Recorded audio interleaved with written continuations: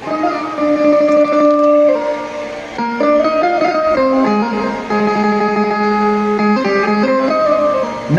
के आगमन हो गइल बा, जगह जगह पर पंडाल धराइल बा, मैया सबके घर आ गइल बड़ी, कितना नीक लगता रे बाबू।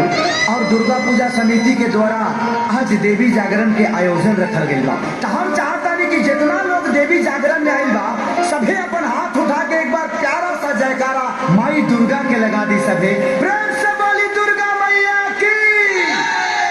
मैया आ गइल बड़ी आ तरह तरह से भक्तगण स्वागत में जुट गइल बड़े। यही ना एगो भक्त अपना मेहरारू से कहता रे, का कहता रे कि अपना मोहलिया से निकल हरी सबके मम्मी। सूत गइल का मास्टर? अपना मोहलिया में से निकल हरी सबके मम्मी। अपना मोहलिया में से निकल हरी सबके मम्मी। खिलखवा खड़ा भइल गौआ के आरी, तैयारी कुछ पहिल नहीं।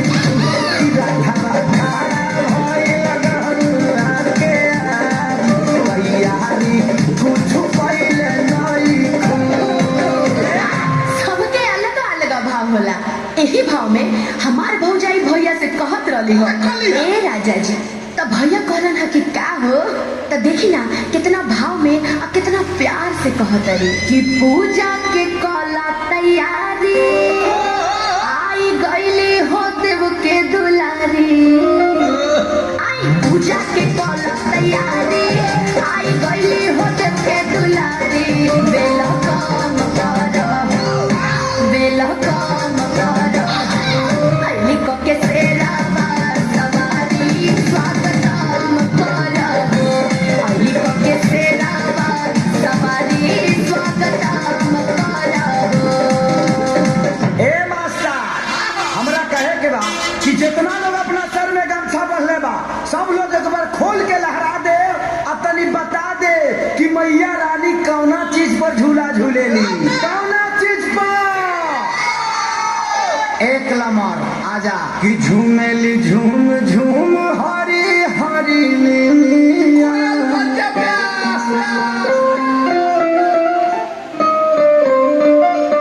अरे जिया ब्याह झूमेली झूम झूम हरी हरी नीलिया। ताही पया गइले सासो पहले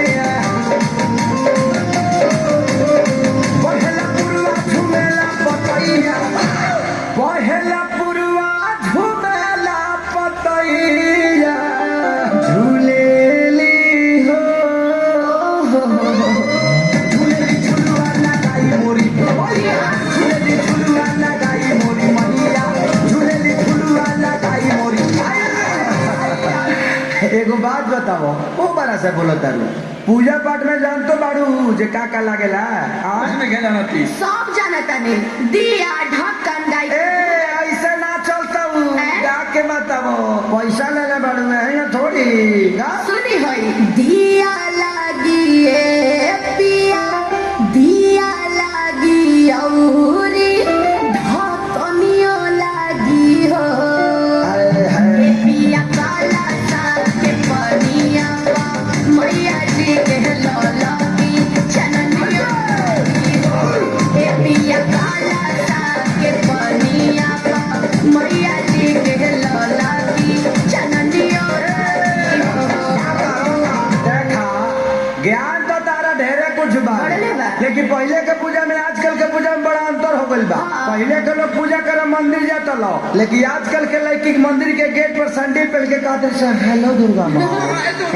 औरी का का? मोबाइल ले तारी सो अब मुंह चोना लेखा बना के कहते से कि मैं हूँ और ये मेरी माँ है और यहाँ पूजा हो रहा है। खैर छोड़ा, हमी के काले पे देखो आवा। अरे खा जा ब्याह। अखिल सिखे सारी पकृपा महतारी, बनैले हो रही हाना तो जैसे अढ़ौला बनैलू वैसे बनैले हो रही हाना। तो जैसे अढ़ौला बनैलू वैसे बनैले हो रही हाना। श्याम आकाश